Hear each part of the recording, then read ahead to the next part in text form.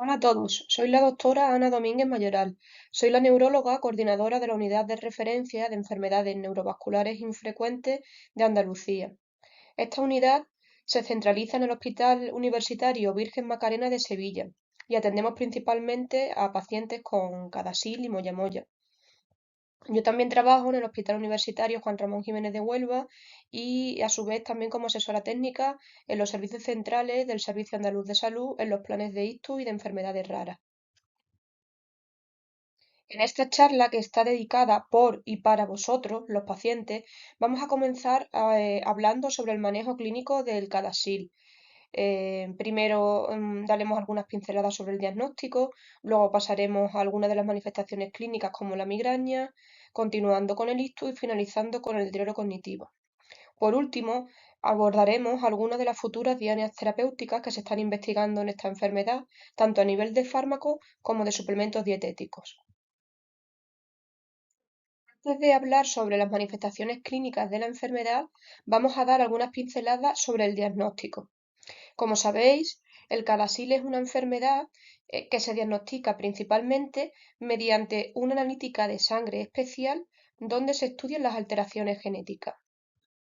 Es importante que cuando vayamos a la consulta y el neurólogo nos explique que se sospecha una enfermedad de pequeño vaso cerebral, como es el caso del CADASIL, se haga un estudio genético completo, donde se incluya no solamente el gen del CADASIL, sino estos otros que aparecen en pantalla, porque a veces es difícil distinguir el CADASIL de estas otras enfermedades y ir gen a gen es mucho más lento, por ello se recomienda hacer estos paneles que aparecen aquí en la tabla y esto está publicado en un artículo que escribimos recientemente en nuestro grupo de Sevilla, también en conjunto con los compañeros de Barcelona y sobre todo de París, donde se descubrió la enfermedad del CADASIL, como ya sabéis.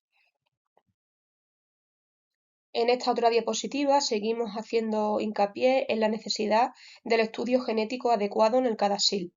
Mostramos un artículo que publicó nuestro grupo recientemente, donde resaltamos la importancia de hacer el estudio completo de todo el gen NOD3. Lo que nos pasó es que a una familia hace algunos años solamente se le estudió partes que se denominan exones de este gen y no pudimos llegar al diagnóstico hasta unos años después, donde al reanalizarlo nos dimos cuenta que realmente tenían el CADASIL. Por eso es muy importante que sea un estudio completo. Para comenzar con el manejo clínico de la enfermedad, lo primero que tenemos que recordar es que todavía no existe un tratamiento curativo para el CADASIL, pero como sabéis, hay numerosas investigaciones que después nombraremos que nos invitan a la esperanza. Mientras tanto, es importante recordar que los síntomas de la enfermedad sí que se pueden tratar. Los vamos a ir viendo por orden, en el orden en el que suelen aparecer en esta patología. Es decir, primero la migraña, que es lo que habitualmente acontece a edad más joven, seguida del ictus y finalmente los problemas de memoria. Comenzando por la migraña, vamos a hablar de los tratamientos que se dividen entre aquellos que son para el momento en el que nos duele la cabeza o aquellos que previenen los dolores. En el primer caso, los tratamientos para el momento del dolor suele comenzarse con fármacos antiinflamatorios como el dextroprofeno, naproxeno o ketorolaco. Hay otras medicaciones que son específicas para la migraña, que serían los triptanes. No se sabía bien hace unos años si estos fármacos eran seguros en el CADASIL. Según las recomendaciones del artículo que mostramos en pantalla y que seguiremos a lo largo de toda la presentación, actualmente no existe ninguna contraindicación para el empleo de estos triptanes en los pacientes con CADASIL. Pasamos a continuación a aquellos tratamientos preventivos.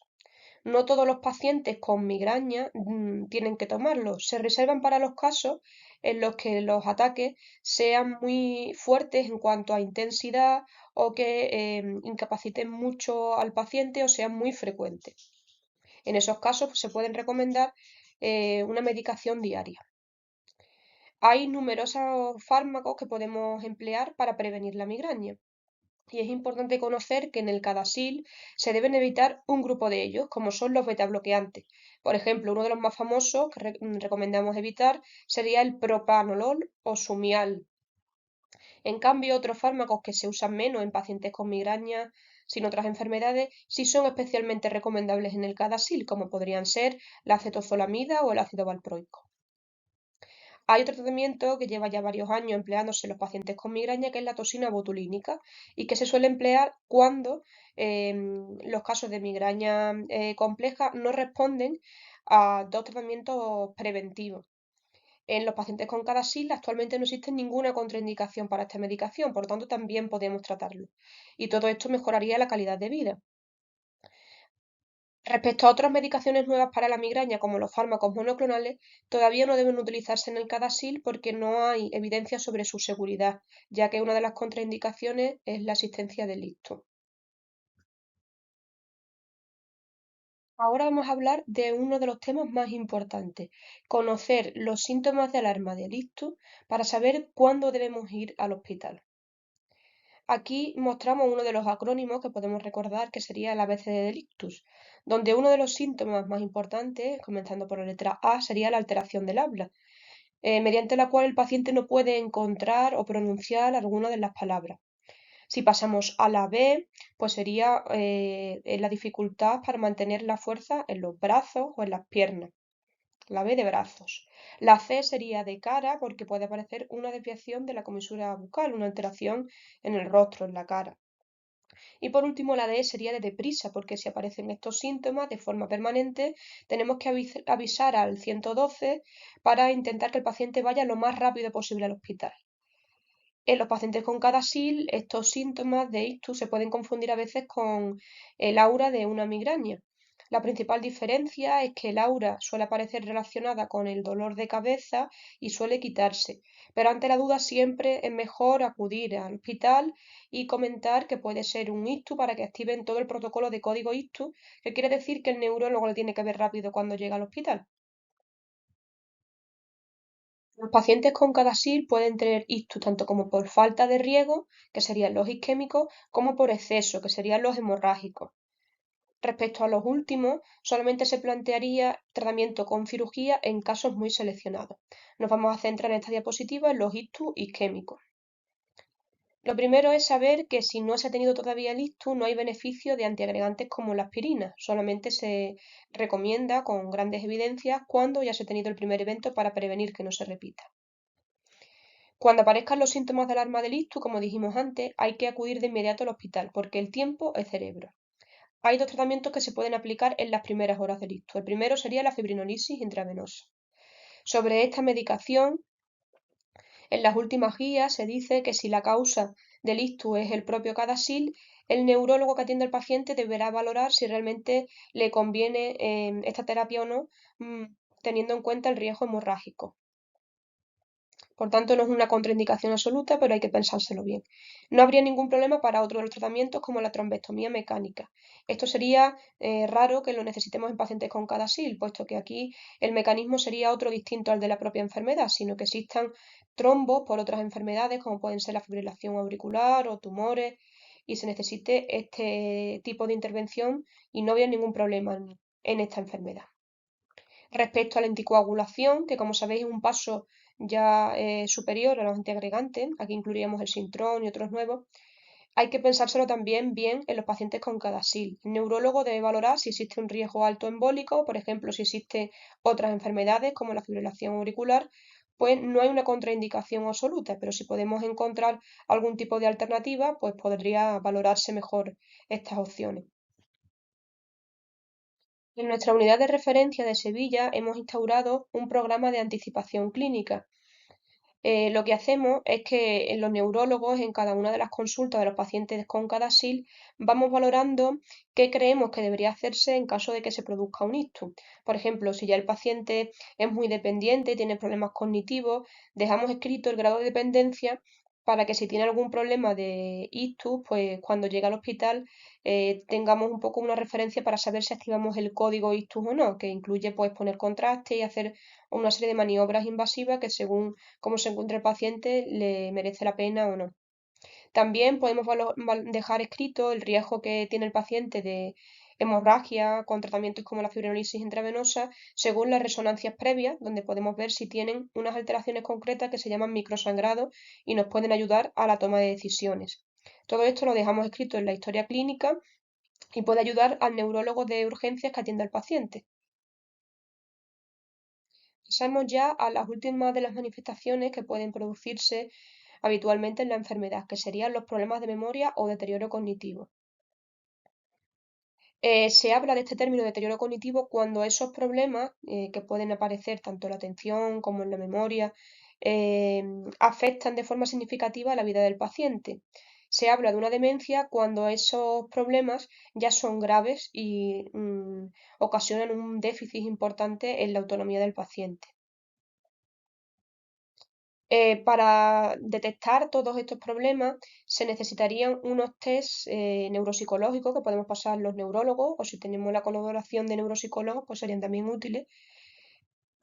Y nosotros en nuestra unidad de referencia estamos realizando un estudio internacional con los compañeros franceses para ver cuáles serían los test más útiles en nuestros casos.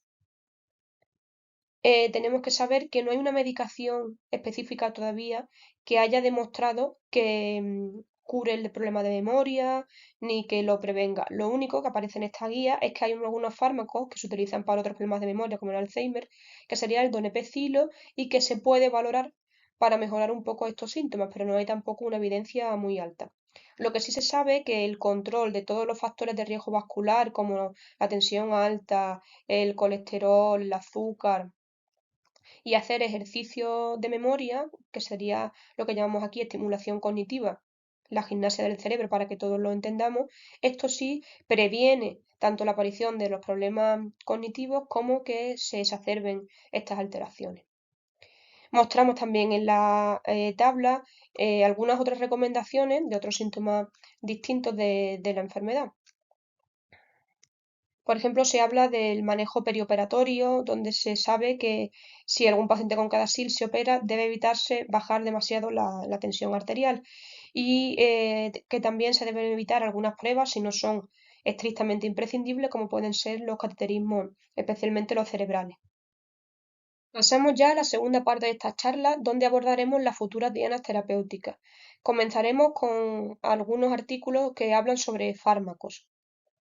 Aquí mostramos un trabajo publicado por un grupo de Londres donde los pacientes que se han estudiado no tienen CADASIL en concreto, sino enfermedades de los vasos pequeños del cerebro, como ocurre en el CADASIL, pero por otras causas habitualmente adquiridas, como tensión alta o azúcar. Digamos que es una esperanza porque el mecanismo puede ser similar al de los pacientes con CADASIL. Habrá que esperar a que se apliquen a este grupo concreto de enfermos para ver si realmente funciona.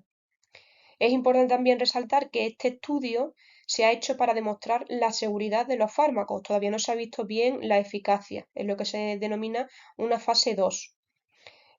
A continuación debe hacerse otra fase para validar que este fármaco es realmente efectivo. Pero bueno, los resultados son esperanzadores porque estas medicaciones, como el mononitrato de isosorbide y el cilostazol, que ya se utilizan para otras enfermedades, parece que pueden mejorar un poco la dependencia y los problemas de memoria, así como la calidad de vida en pacientes que tienen esta afectación de los vasos pequeños del cerebro. Por tanto, es una esperanza, pero como digo, hay que corroborarlo en los siguientes estudios. Las segundas futuras dianas terapéuticas de las que hablaremos hoy serían los suplementos dietéticos. A modo de introducción, comenzaremos diciendo que en 2017 11 millones de muertes se atribuyeron a todos estos factores dietéticos. Aquí mostramos las recomendaciones que hacemos los neurólogos a todos los pacientes respecto a las dietas una vez que han tenido un ictus. Están basadas en estos artículos en los que las sociedades científicas internacionales hacen hincapié en la importancia de reducir el consumo de sal, especialmente para no aumentar la tensión arterial, y llevar una dieta sana y equilibrada donde la mediterránea es una de las mejores. Mostramos ahora la famosa pirámide alimentaria de una dieta equilibrada, donde como veis lo que más tenemos que consumir son frutas y vegetales. Hay numerosos estudios que muestran los beneficios de la dieta mediterránea. Uno de ellos es el trabajo denominado Predimed, que fue realizado en Andalucía y donde se demuestra que los suplementos de la dieta mediterránea con aceite de oliva virgen extra o con nueces pueden disminuir el riesgo de ictus. Este otro trabajo realizado por nuestro grupo de Sevilla también muestra los beneficios de la dieta mediterránea para prevenir los ictus. En este contexto nos preguntamos si la suplementación con micronutrientes puede mejorar nuestra salud neurovascular. Nos vamos a centrar en un tipo de micronutriente con el que nuestro grupo está trabajando. Se trata de la salicornia. Estas plantas contienen abundantes polifenoles, que son una sustancia que se ha descrito que pueden mejorar la salud vascular en general, puesto que disminuyen el nivel de colesterol malo y la inflamación de la pared de los vasos. Aquí mostramos algunos de los trabajos publicados por nuestro grupo sobre el posible efecto beneficioso de los extractos de salicornia en animales, que como sabéis es el paso previo para probarlo en humanos. En la actualidad, en el Hospital Virgen Macarena de Sevilla se ha centralizado este estudio con salicornia, donde se han incluido tanto voluntarios sanos como pacientes con ictus. Dentro de los pacientes que han tenido problemas de riego, como podéis observar, se han incluido los pacientes con ictus lacunares, que hace referencia a aquellas lesiones cerebrales de los vasos pequeños, que sería algo similar a lo que ocurre en cada SIL. Aquí se han incluido pacientes con causas de afectación de los vasos pequeños adquiridos, como la tensión alta o el azúcar, pero también hemos incluido a 3 pacientes con cada SIL. Mostramos aquí todas las pruebas que se han hecho a todo este grupo de pacientes, donde destacan que los que han tenido enfermedad de los vasos pequeños del cerebro se le hacen estudios psicológicos para ver las funciones de la memoria, analíticas de sangre, resonancia, se mide la presión arterial, se mira el fondo de ojo y se va valorando tanto la adherencia, que quiere decir cómo se toman la medicación, si se les olvida alguna vez, como los efectos secundarios. Mostramos aquí que el grupo de pacientes con enfermedad de pequeño vaso está casi reclutado al completo. Estamos todavía finalizando el estudio, pero hasta ahora no se han reportado ningún tipo de efectos adversos secundarios en los pacientes que han tomado los extractos de salicornia. Sobre los resultados preliminares, que todavía tenemos que terminar de analizar, podemos resaltar que en los pacientes que han recibido el extracto de salicornia hemos encontrado una reducción de los niveles de homocisteína. Esta sustancia se ha relacionado con un aumento del riesgo cardiovascular. Por tanto, aunque como decimos, todavía tenemos que finalizar este trabajo, pensamos que es muy esperanzador el papel que pueden tener estos extractos para enfermedades de los vasos pequeños del cerebro, entre los que se incluiría el CADASIL. Muchas gracias a todos por vuestra atención. Os dejo aquí mi correo electrónico donde podéis escribirme porque en nuestra unidad de referencia atendemos pacientes también de otras áreas sanitarias. Vamos a hacer el día 29 de febrero otro evento que está dedicado especialmente para profesionales, pero también iremos subiendo a las redes información para los pacientes con vuestra enfermedad. Un saludo a todos.